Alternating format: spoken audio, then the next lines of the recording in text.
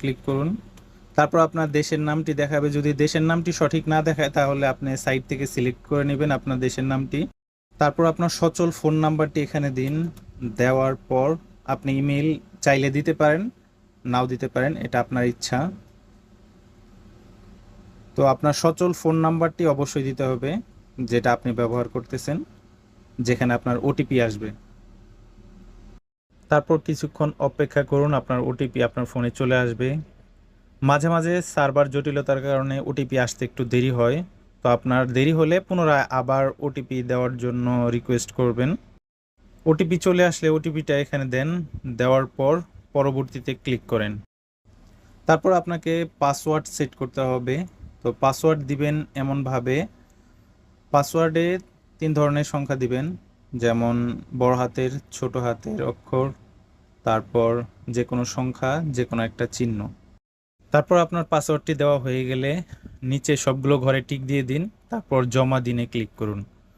আপনার রেজিস্ট্রেশনটি সম্পূর্ণ হয়ে রেজিস্ট্রেশনটি সম্পূর্ণ হওয়ার পর পুনরায় আপনাকে লগ ইন করতে হবে আপনার ফোন নাম্বার এবং পাসওয়ার্ড দিয়ে।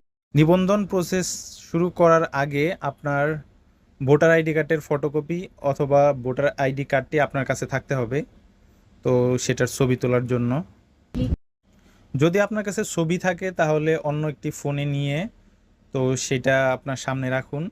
তো ক্যামেরা অন হয়ে গেলে সেটা আপনার আপনার ফোন থেকে ওই ছবিটা একদম ঠিকভাবে বসিয়ে আপনার ছবি তুলুন। তারপর দেখাবে আপনার তথ্যটা, যেমন ভোটার আইডি কার্ডের নাম্বার এবং আপনার জন্ম তারিখ। যদি যদি সেটা সঠিক থাকে তাহলে কন্টিনিউ করুন।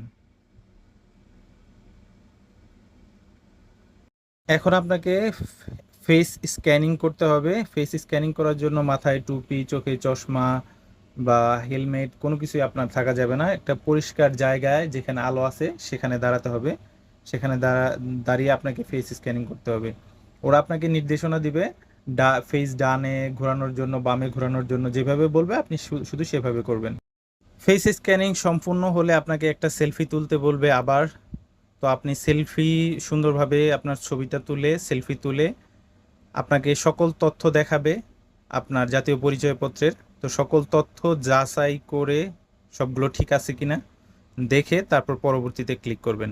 এখন আপনার পাসপোর্টের তথ্য পূরণ করতে হবে। তো পাসপোর্টের তথ্য পূরণ করার জন্য পাসপোর্ট দেখে আপনার সারনেম, গিভেন নেম, পাসপোর্টের নাম্বার এবং মেয়াদ উত্তীর্ণের তারিখ সঠিকভাবে পূরণ করুন। নিবন্ধনের সবচেয়ে গুরুত্বপূর্ণ পার্ট হলো আপনার ঠিকানা। আপনি যেখানে থাকেন, বিদেশের বাড়িতে আপনি যেখানে থাকেন সেই ঠিকানা, যেখানে আপনি চিঠি পাবেন, আপনার বাসার ঠিকানা অথবা